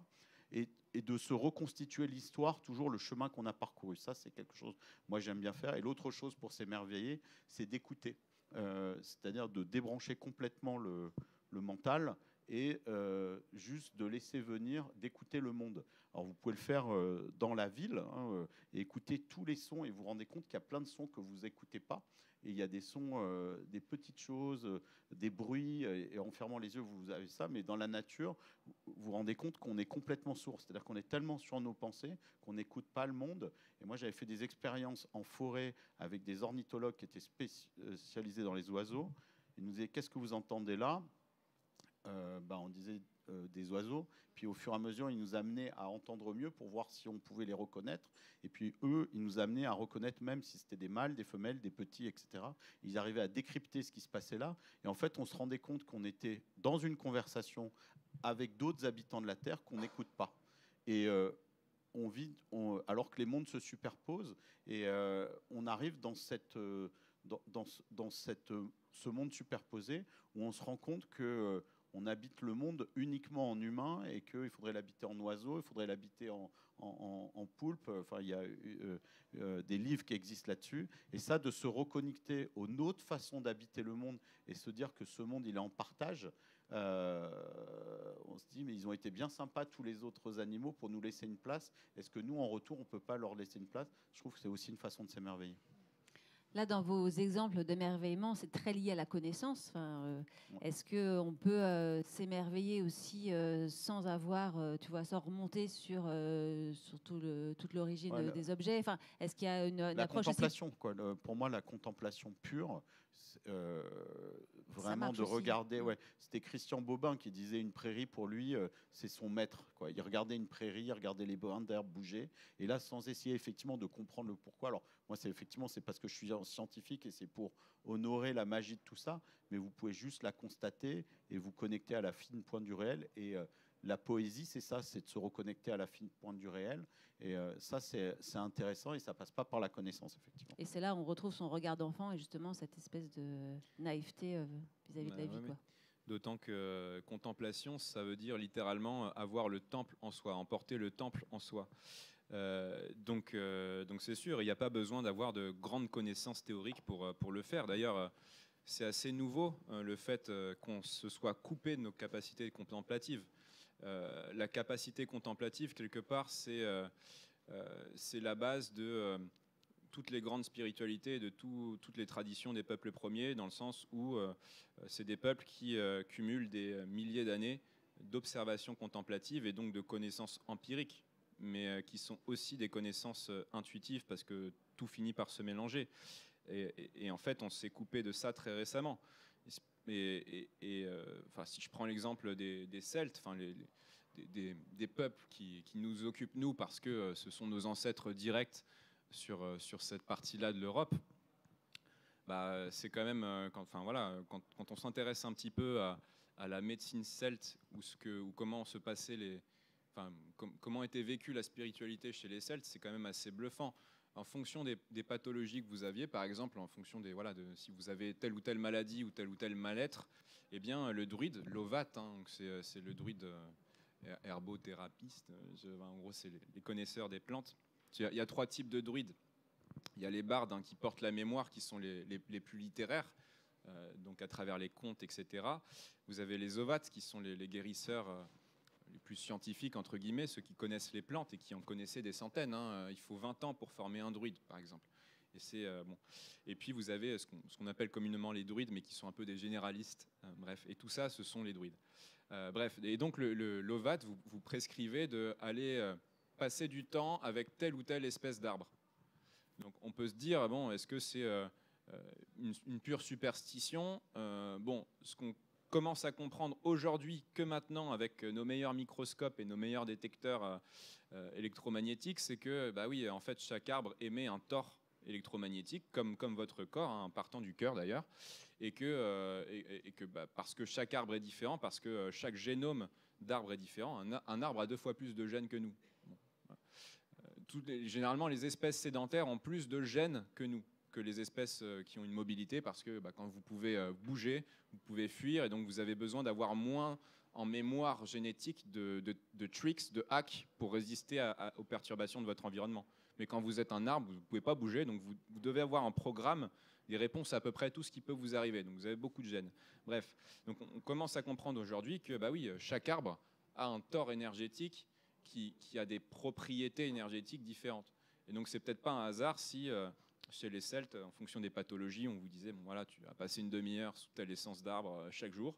Et bon, force est de croire que ça marchait, parce qu'à l'époque, faut pas non plus oublier que, alors certes, on a fait d'immenses progrès scientifiques et en médecine, et je ne suis pas nostalgique de certaines époques de l'humanité où on ne savait pas anesthésier, et voilà. Mais je pense qu'il faut aussi qu'on arrête de croire que nos ancêtres, qui avaient très peu d'énergie à disposition, parce que très peu de pétrole, de gaz, etc., dilapidaient l'énergie qu'ils avaient à faire des trucs qui servaient à rien. Voilà. Donc bon, posture d'humanité vis-à-vis du vivant, mais posture d'humilité vis-à-vis des milliers d'années de connaissances qui ont été accumulées, qui ont été perdues récemment, de par les armures qu'on s'est mis et la peur dans laquelle on vit, mais que fort heureusement, on est de plus en plus de gens qui s'y intéressent et qui diffusent ces connaissances-là. Il y a surtout une plus grande envie, une plus grande appétence, ça se sent, mais de combiner la connaissance empirique, scientifique de pointe avec ces connaissances plus intuitives, millénaires. Et effectivement, nous, on a une connaissance une forme en Occident où on analyse en fait le monde, alors que les peuples natifs ou les chamans sont plutôt à le ressentir, quoi. Et la crise de sens qu'on vit, c'est peut-être une crise d'essence, et peut-être de se reconnecter à ce savoir intuitif qui nous connecte directement à des remèdes, mais aussi à du ressenti, c'est-à-dire on ne ressent pas que la nature souffre, parce que quand vous la pensez, vous ne sentez pas la souffrance, alors quand vous la ressentez, vous sentez sa souffrance. Et donc, une reconnexion vers nos sens, vers un savoir qui est beaucoup plus intuitif, une perception, hein, ça pourrait être quelque chose aussi très utile pour dépasser l'anthropocène. Alors, tous les deux, vous avez écrit des livres et que vous dédicacerez tout à l'heure, qui apportent peut-être une réponse à cette question de ce soir. Et je vous propose qu'on essaye d'y répondre et qu'après, on passe aux questions dans la salle. Jean-Pierre, toi, tu as écrit « L'humanité doit inscrire son action dans un temps qui la dépasse. C'est ça, rêvons d'un siècle bleu. Celui de la réconciliation entre les hommes, la terre et le cosmos. Celui qui permettra à nos enfants de continuer à vivre normalement. » Tu nous expliques en quelques minutes. En fait, cette phrase, c'est une phrase qui vient du personnage principal du roman, qui est un astronaute, qui est justement sorti et qui a une réflexion dans le temps, et il regarde le siècle dans lequel on est en se disant, ce siècle, il n'y a que deux choix en fait pour l'humanité. Soit on continue dans cet état de dégradation, soit on arrive à dépasser l'anthropocène, et c'est un siècle dont on se rappellera peut-être pendant des millions d'années, parce que justement on est arrivé à construire cette humanité, à évoluer vers ce que j'appelle Homo biosphérique, c'est-à-dire un collectif humain planétaire qui soit l'évolution multicellulaire d'Homo sapiens, qui change complètement les rapports aux autres. Et le fait de bâtir l'humanité, en fait, permet de guérir le tissu du vivant et d'aller vers une économie dont le métabolisme est inséré au niveau des limites planétaires.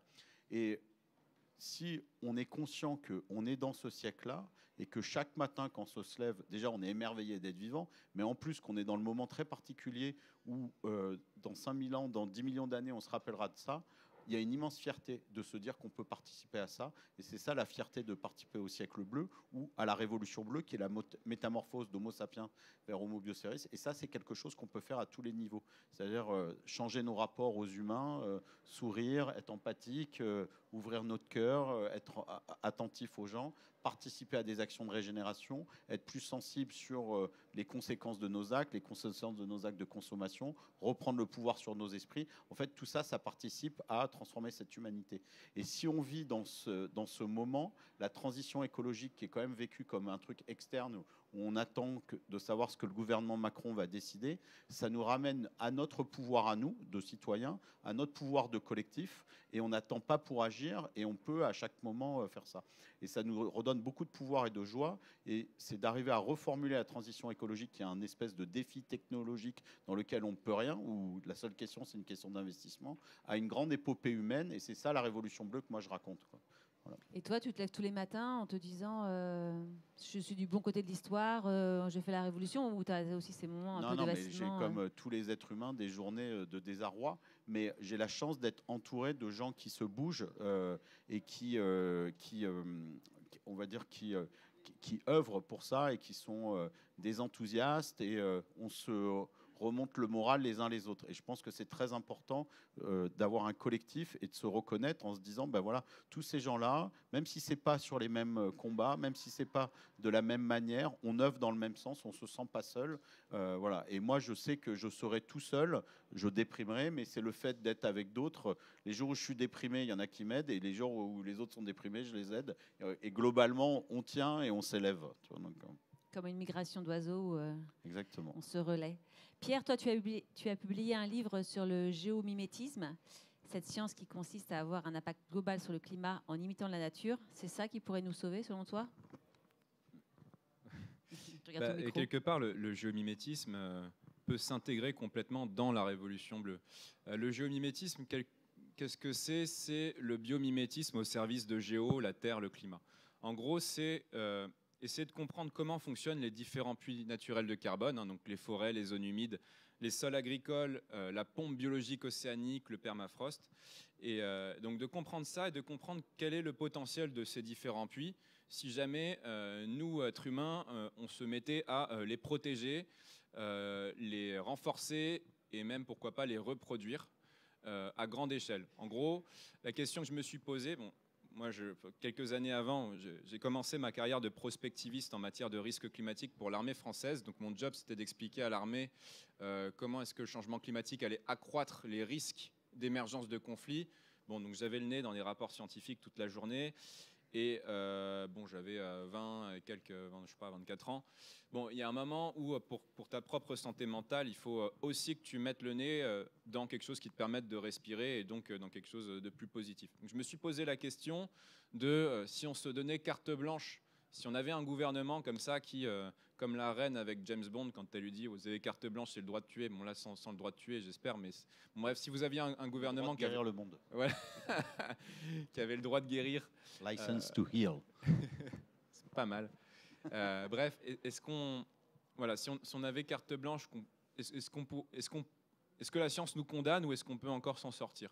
Donc j'ai compilé des centaines de papers, de travaux scientifiques sur ces différents puits naturels de carbone, parce que, comme beaucoup d'universitaires, vous avez des chercheurs qui cherchent sur des choses bien précises, mais à un moment, il faut aussi en faire une sorte de panorama pour en tirer des grandes modélisations. Donc c'est ce que j'ai essayé de faire. Et donc je me suis rendu compte que, je vous spoil un peu mes calculs, mais que, en gros, si on reforeste, pas qu'on reboise, hein, qu'on reforeste, c'est-à-dire qu'on reproduit une diversité d'essences, bref, qu'on reforeste sur la surface maximale que l'on peut reforester, donc c'est l'équivalent en gros d'une superficie d'un tiers des forêts qui existent déjà.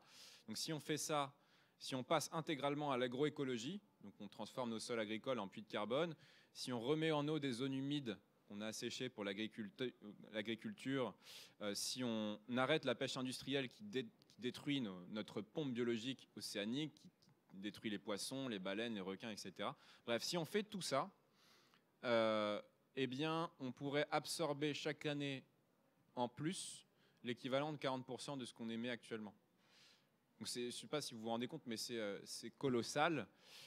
Donc c'est évidemment un calcul théorique, toutes choses égales par ailleurs, grossier, mais moi ce qui m'intéressait, c'était d'avoir cet ordre de grandeur. Donc voilà, si on fait tout ça, qu'on pousse les curseurs, on peut choper 40% de gaz à effet de serre chaque année en plus. Mais si du coup, en plus, on arrête de détruire ces puits naturels de carbone, la déforestation par exemple, c'est 20% de nos émissions chaque année, si on arrête de faire ça, eh bien là, c'est à peu près 70% de l'équivalent de ce qu'on émet chaque année qu'on pourrait ne pas émettre ou capturer. Et 70% qui peuvent très bien se transformer en 80, 90, 100, 110, 120% si on réduit en parallèle nos émissions de gaz à effet de serre. C'est logique.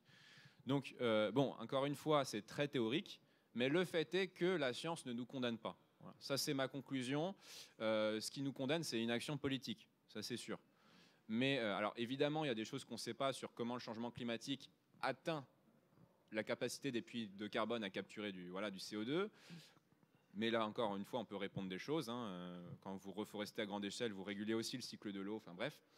Donc voilà, c'est un peu ce que je me suis attelé à faire. Donc c'est une partie de la réponse, c'est évidemment partie d'un tout, et ce tout embrasse aussi la question de comment est-ce qu'on libère la circulation de l'énergie d'amour, qui est quand même au centre de toute chose.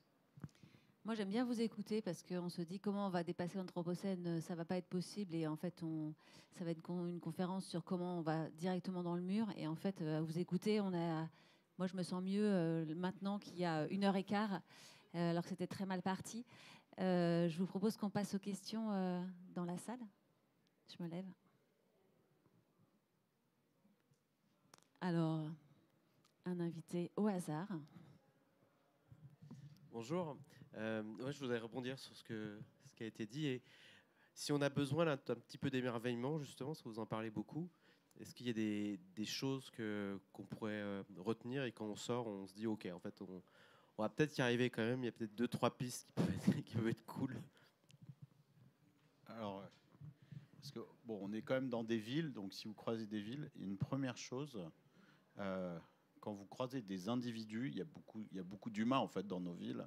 Regardez-les vraiment, quoi. Tu vois, donc, prenez le temps de regarder vraiment les gens, de les ressentir, de regarder leurs yeux, de regarder leur visage, et que ce rapport à l'autre soit extrêmement beau, mais que ça soit voilà, à la boulangerie, quand vous rencontrez quelqu'un surtout que vous ne connaissez pas, et que ce rapport à l'autre il soit là, et de vous dire, si vous êtes dans une logique d'une humanité multicellulaire, en fait, l'autre, c'est pas juste un personnage dans un jeu vidéo qui est venu là pour faire une interaction avec vous.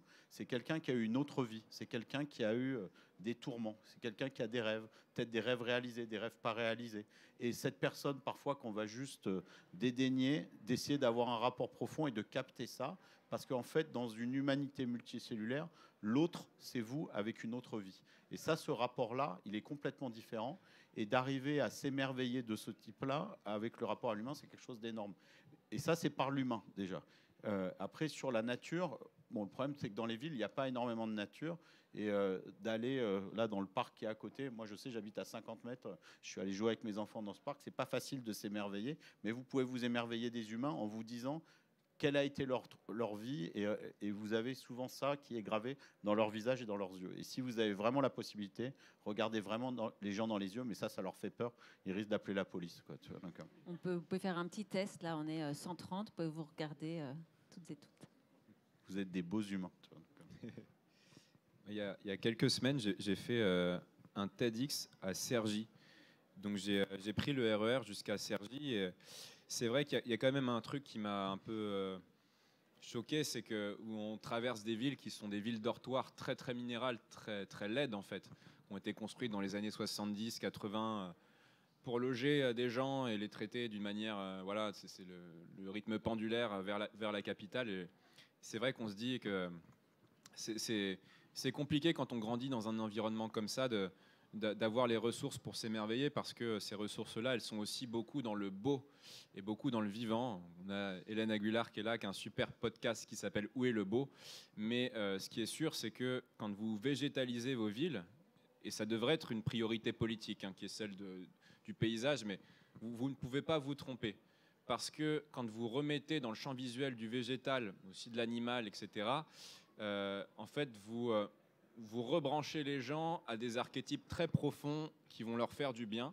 Donc ça, c'est un champ des sciences qu'on appelle la biophilie. C'est comment est-ce que la nature nous fait du bien, ou comment est-ce que nous, on a coévolué aussi avec notre environnement pour l'aimer. Voilà. Mais il se trouve que quand vous respirez les effluves d'arbres ou de plantes, vous respirez des phytoncides, ça vous déstresse, ça booste vos anticorps, mais que quand vous avez une dose critique de verre dans votre champ visuel, le cortisol diminue, l'hormone du stress diminue, parfois jusqu'à 15%, donc ça fait grand bien. Et pour finir sur le beau, il se trouve que dans le végétal, le nombre d'or est omniprésent. Pour des questions de schéma d'organisation du vivant et d'évolution, mais c'est peut-être pas un hasard si... alors les Grecs se sont beaucoup intéressés à ça, mais vous regardez les dessins de Léonard de Vinci, l'homme de Vitruve, etc. Mais le nombre d'or est omniprésent dans ce que les Grecs estimaient être universellement beau, harmonieux. Bref, mais c'est peut-être pas un hasard. Peut-être que c'est parce que depuis des millions d'années, on est habitué à aimer un environnement qui contient du nombre d'or un petit peu partout. dans comment les branches des arbres se mettent en place, dans comment les feuilles s'enroulent, les pétales des fleurs s'enroulent, etc., etc. Et ta pomme de pin aussi s'enroule, puisque c'est la suite de Fibonacci qui commande l'enroulement de ça. Donc voilà, cette idée que quand on végétalise à outrance nos villes, on ne peut pas se tromper, on fait du bien et on fait du beau. Et que le beau nous fait du bien. Alors on peut désasphalter les trottoirs, il y a pas mal de villes qui font ça. Et planter à Nantes notamment, et planter des fleurs sur le bitume, ça fait du bien. Bonsoir, c'est pas pour vous poser une question, mais c'est davantage pour donner une idée aussi sur notre faculté à faire du bien. On l'oublie souvent, qu'on a tous en fait un grand pouvoir pour faire du bien autour de nous. Et simplement de prendre le temps de sentir la beauté autour de nous et de faire des compliments. Vous voyez quelqu'un, il porte une couleur qui lui va bien, vous lui dites. Vous remerciez pour quelque chose, vous portez les courses de quelqu'un, de satisfaire comme ça cette faculté de faire du bien autour de vous, je trouve que ça crée beaucoup de beau, beaucoup d'apaisement, beaucoup de solidarité aussi, et du sourire, et on touche les gens au cœur, et c'est comme ça qu'on ouvre les cœurs. Voilà. Génial.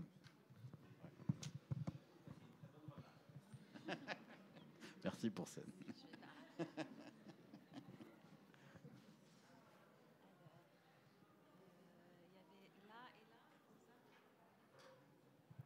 Ouais, bonsoir, merci beaucoup. Dépasser l'anthropocène, il y a un regard qu'on peut porter là-dessus, et je ne sais pas si vous le portez, ça m'intéresse d'avoir votre vue. C'est le regard sur un temps long avec la démographie.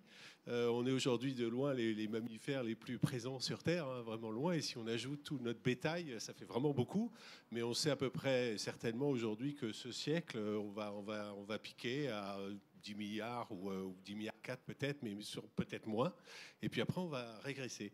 Je trouve que moi, j'ai un regard ambigu là-dessus. C'est à la fois positif, puisque notre empreinte va se réduire naturellement, puis en même temps, je trouve qu'il y a quelque chose d'assez déprimant à ça, de dire qu'on va un peu s'effacer. Donc, est-ce que vous portez un regard sur ce dépassement de l'anthropocène par la démographie? Ouais. Alors, moi, quand je regarde la démographie, je regarde toujours dans quel pays ça se passe. C'est-à-dire qu'aujourd'hui, on voit qu'il y a une accélération démographique, mais plutôt dans des pays en émergence, voire dans des pays extrêmement pauvres. On voit toujours la démographie comme une énorme force de destruction, alors qu'aujourd'hui, la force de destruction des écosystèmes, elle est beaucoup dans des populations où les populations sont plutôt en déclin. Vous regardez en Allemagne, au Japon, en Chine, en Inde, ils n'ont pas ce problème-là. Voilà.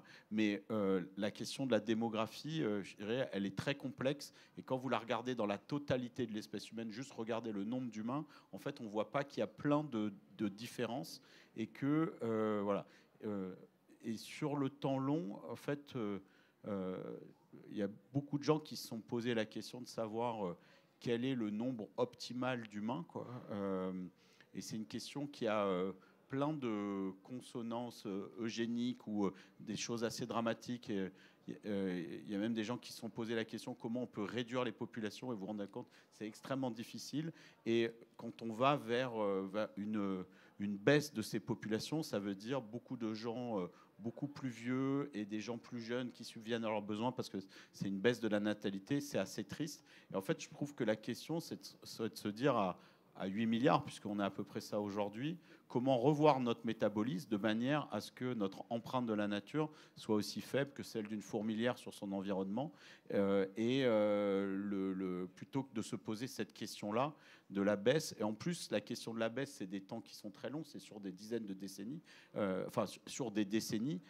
Et dans ce temps-là, c'est pas ça qui va être le grand facteur de changement. Le grand facteur de changement, ça va être notre capacité à réorganiser les sociétés humaines par les liens, par les objets, réinventer toutes les choses. Et donc, juste avoir le focus, là, comme les Américains disent, sur le head count, sur le nombre de têtes d'humains, pour moi, c'est pas la bonne métrique, La bonne métrique, c'est comment on se réorganise entre nous. Et après, ça évoluera en fonction vers le haut ou vers le bas, mais probablement vers un équilibre, Donc, ouais, c'est vrai que la démographie, c'est une question qui est beaucoup marquée politiquement, mais si on essaye de ne... Ouais, c'est vrai que c'est sûr que si chacun vivait comme un Indien, il nous faudrait 0,5 planètes. et que si chacun vivait comme un Guarani ou un Bushman, en fait, probablement l'humanité serait régénératrice. Donc effectivement, c'est pas tant une question de démographie pure, mais bon, cela dit, une fois qu'on dit ça, moi j'ai tendance à penser que déjà l'humanité n'est pas forcément suicidaire et qu'il y a différents fantasmes. Il y a le fantasme de l'explosion démographique. Bon, ça, on se rend compte depuis 10 ans qu'en fait, les projections démographiques à 12 milliards d'êtres humains qu'on avait il y a 10 ans, en fait, c'est pas tant que ça. C'est plutôt autour de 9 à 10 milliards parce que déjà, on a une décrue démographique, enfin une décrue de l'accumulation démographique plutôt dans les pays africains notamment. Donc, c'est en fait la question de la démographie est directement corrélée à la question du temps d'éducation. Plus les petites filles passent du temps à être éduquées, moins elles font d'enfants. C'est la seule règle démographique dure, ça. Voilà. Donc, moi, personnellement, ce à quoi j'aspire, c'est plutôt un paradigme de la qualité des êtres humains plutôt que de la quantité, dans le sens où, quand on a peu d'enfants ou quelques enfants, on a aussi la disponibilité, le temps de les éduquer, de leur transmettre, et donc aussi de rompre ce cycle de transmission des peurs, des traumas, etc. Voilà. Donc forcément, ça, c'est compliqué de le faire quand vous avez 10 enfants, quoi. Donc bon, moi, personnellement,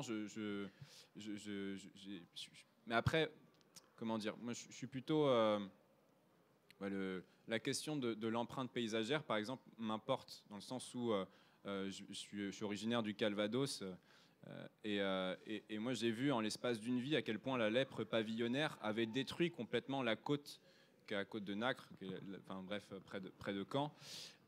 Donc, et en France, l'étalement urbain est 5 fois plus rapide que l'accroissement démographique. Donc c'est effectivement, c'est pas tant une question de nombre que de qualité et d'empreinte, quoi. Bonsoir. Alors, je vais casser un petit peu l'ambiance. Vas-y.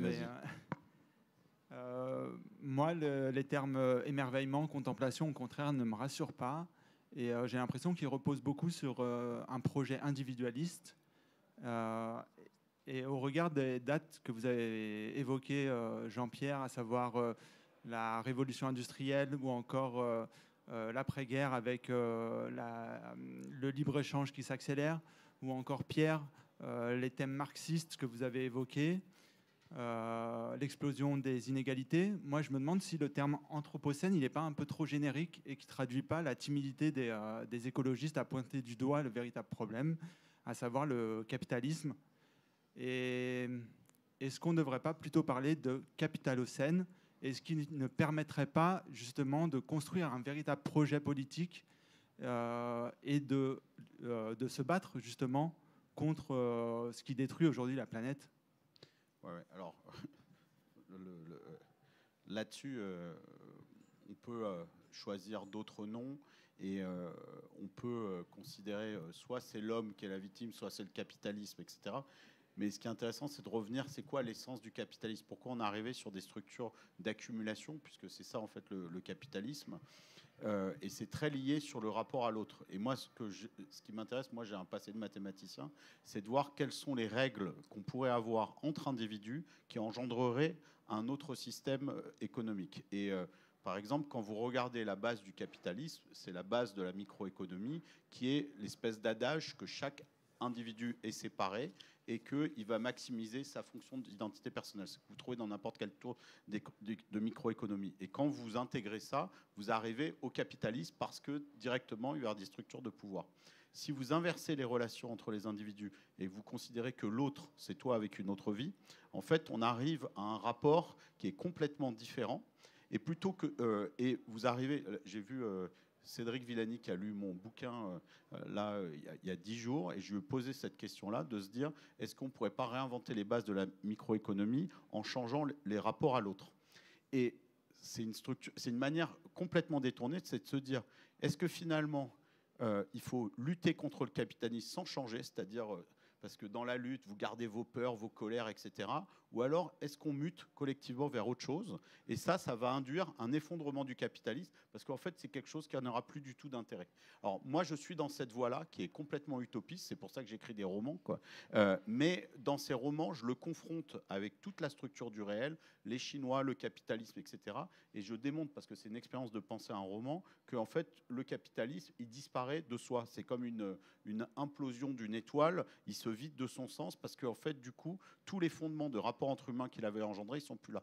Et aujourd'hui, on se rend compte que la notion de lutte contre le capitalisme, c'est-à-dire un peu à la Don Quichotte, c'est-à-dire l'attaquer comme des moulins, c'est pas simple. C'est-à-dire, si vous voulez l'attaquer, le capitalisme, en général, souvent ça le renforce, souvent vous n'êtes pas assez nombreux, et en fait, c'est des structures qui émanent du rapport qui sont entre les vivants. Donc c'est pour ça que je vous parlais de ça. Et la notion d'émerveillement, c'est pas la seule. Ce que je voulais juste dire, c'est que d'avoir ça en commun, justement dans cette nouvelle façon d'organiser l'humanité, c'est pas mal, parce que si vous oubliez le vivant, si vous oubliez qu'être le vivant, et aujourd'hui vous avez beaucoup d'activistes écologiques qui, l'amour du vivant, c'est plus la question, c'est la lutte de la destruction, et on confond l'objectif. Vous n'êtes plus en contact avec ce vivant-là, et si on avait ça, c'est quelque chose qui est enviable de l'autre côté. Et puis surtout, quand on présente, moi je trouve, cette évolution de l'humanité comme une lutte, on cristallise des différences entre des gens qui sont aujourd'hui, on va dire, dans le camp du bien, d'autres qui sont dans le camp du mal. Et en fait, ce truc-là, le fait d'avoir mis des gens dans le camp du mal fait que c'est extrêmement difficile pour eux de venir à vous. Alors que si vous formulez la question en disant, en fait, on a tous besoin d'évoluer, les 8 milliards d'humains, et que ceux qui ne changent pas, ce sont des gens qui sont en devenir, vous avez des alliés qui vont arriver. Alors évidemment, le PDG de BlackRock, il arrivera certainement en dernier. Mais s'il n'a plus rien, s'il n'a plus d'argent et tout dans ces trucs, à un moment, il va venir, quoi. Et aujourd'hui, on focalise sur des têtes qui ont extrêmement de pouvoir, mais on pourrait les dévitaliser de l'intérieur. Et dit comme ça, c'est difficile, mais moi, c'est 1500 pages d'expliquer ce truc-là dans un roman pour me prouver et prouver aussi au lecteur que c'est pas complètement con, parce que dans un roman, vous avez un adage qui est la vraisemblance, et si c'est pas vraisemblant, en fait, les gens, ils adhèrent pas à votre histoire. Mais ouais, j'admets que c'est une hypothèse qui est difficile, mais quand on voit 50 ans de lutte écologique ou 50 ans de lutte contre le capitalisme, ça n'a pas donné grand-chose, quoi. Voilà. Je suis entièrement d'accord avec ça. Et c'est là où je trouve que le discours de Jean-Pierre est tout sauf utopiste et qu'il est extrêmement efficace sur le plan politique et sur le plan collectif. Moi, pour la petite histoire, j'ai commencé la politique à 14 ans au NPA, nouveau parti anticapitaliste, qui venait de se créer. Enfin, franchement, moi, j'avais un kéfier, j'avais la mèche comme ça, j'avais plein d'acné. T'as des photos, ça? Ouais, mais il va falloir payer cher, Jean-Pierre. Et en fait, j'ai très vite compris que quand tu te définis anti quelque chose et contre quelque chose, en fait, tu conditionnes une partie de ton être à ce que la chose contre laquelle tu te bats ne disparaisse pas. Parce que si le capitalisme disparaît, toi qui t'es construit en tant que militant au quotidien, qui a construit ton système d'affect, tes copains, tes trucs, sur des gens qui affrontent le capitalisme, en fait, il n'y aura plus raison d'avoir un parti anticapitaliste s'il n'y a plus de capitalisme. Et donc une partie de toi, ça, après, je vous passe les explications neuroscientifiques de ce que tu investis émotionnellement et à quel point ça change ton cerveau. Mais voilà, donc il y a une partie de toi que tu... voilà, c'est comme si tu es anti-nucléaire. Le jour où il n'y a plus de nucléaire, je ne sais pas. En fait, effectivement, nous, depuis 50 ans, on n'a que des défaites. Et c'est ça le constat que je tire. C'est peut-être que... La dualité qu'on a nourrie, elle n'est pas efficace politiquement. Voilà. Et bon, autant énergiser des trucs positifs. Je vous propose qu'on prenne... alors, on va prendre 2 questions. Une là et une là pour terminer. OK ? Oui, merci en tout cas pour vos pistes qui me semblent à la fois concrètes et à hauteur d'homme. Et je trouve que, moi, il me semble, je ressens un mouvement quand même assez fort pour transformer notre rapport au vivant, et avec beaucoup d'associations, beaucoup de gens qui prennent soin des autres, des inégalités, de la planète, des animaux, etc.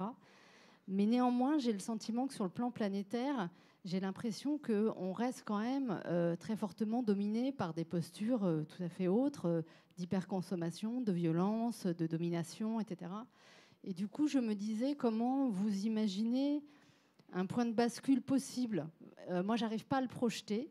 je me dis que la capillarité comme ça, interpersonnelle, elle ne suffit pas. J'ai l'impression qu'elle ne suffit pas. Donc je me dis, voilà, est-ce que dans votre projection, vous arrivez à imaginer un mouvement qui prend de l'ampleur plus fortement, voilà. En fait, cette Merci. question que vous posez, moi, c'est exactement la question que je me pose dans ce roman qui est La Révolution bleue, où, en gros, chaque humain qui adopte l'idée qu'on fait partie d'une créature multicellulaire qui est un organe de la biosphère, ça devient en fait une cellule qui mute, un peu comme une cellule d'une chrysalide qui émettrait l'ADN du papillon et qui émettrait vers ça. On appelle ça les cellules imaginales.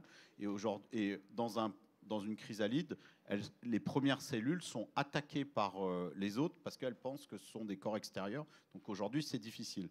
Mais si ces cellules émettent une espèce de lumière qui est intéressante, avec un projet de société qui est derrière intéressante, la question, c'est de le rendre irrésistible et désirable, quoi. Donc dans le mouvement de la Révolution bleue, l'idée, c'est de montrer que les gens qui vivent comme ça, ils vivent mieux. Et c'est pas qu'ils vivent avec moins, c'est qu'ils sont beaucoup plus heureux et qu'ils sont beaucoup plus enthousiastes, ils sont beaucoup plus créatifs, ils sont beaucoup plus solidaires. Et les autres qui sont dans le ventre mou, parce que vous avez ceux qui sont en haut des structures, et ceux-là évidemment ce seront les derniers à changer, mais il y a tout un tas de gens qui auront intérêt à aller là-dedans, à voter pour ça. Donc il y a une question de créer de la désirabilité par l'entraide et l'inclusivité, et aussi le fait de ne pas être dans des postures dualistes où vous excluez les autres en vous disant ben non, toi t'es pas assez bien, t'es pas assez écolo, j'ai vu sur Instagram que tu avais pris l'avion cette année, donc toi tu rentres pas chez nous. Et c'est un peu ce que vous avez aujourd'hui dans certains partis écologistes. Donc de sortir de cette logique-là d'inclusion et de se dire que finalement ça c'est le futur et que c'est contre le système, enfin c'est le système qui doit se justifier contre ça. Donc toute cette question de comment le rendre irrésistible, moi c'est la grande question du roman, et par le roman on peut donner envie aux gens d'aller là-dedans et de montrer comment on peut arriver à 8 milliards. Et moi, j'ai adoré ton lapsus qui n'en est pas un sur voter, parce que on peut se permettre à un moment de faire cristalliser toute cette énergie convergente autour de hacker la présidentielle, typiquement en France, parce qu'on est dans un État qui est extrêmement centralisé et que effectivement, ça permet de faire sauter beaucoup de verrous par la loi, par la norme, et que ça permet d'accélérer les choses. Donc, c'est deux choses qui, pour moi, se nourrissent et se renforcent. On prend une dernière question et vous allez avoir l'exercice difficile de répondre à cette question en faisant une belle conclusion.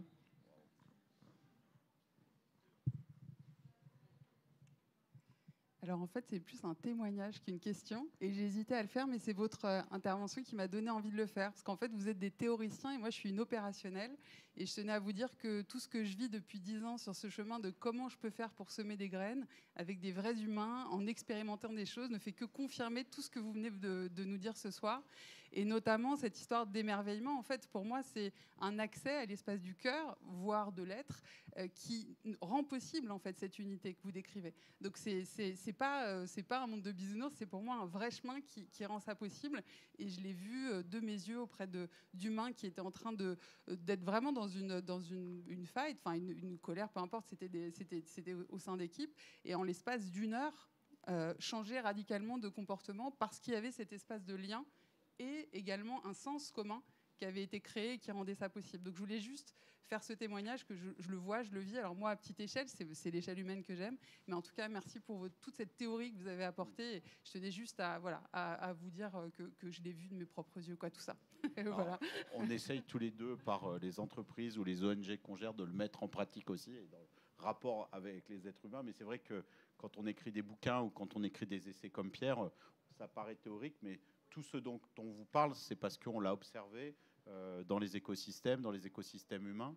Donc c'est basé sur, on va dire, de l'opérationnel de notre part, nos transformations personnelles et individuelles aussi, du fait qu'on vit mieux quand on vit comme ça.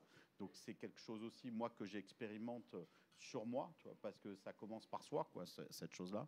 Donc, ouais, et ce qui est intéressant dans cette vision-là, c'est que ça vous ramène à votre propre responsabilité. C'est-à-dire qu'au lieu de parier sur l'avenir du monde, en fait, la seule question, c'est qu'est-ce que je peux faire moi pour le rendre plus beau. J'ai pas envie de... Voilà, parfois la perfection, c'est savoir ne pas ajouter à la chose. Donc C'est donc ta conclusion.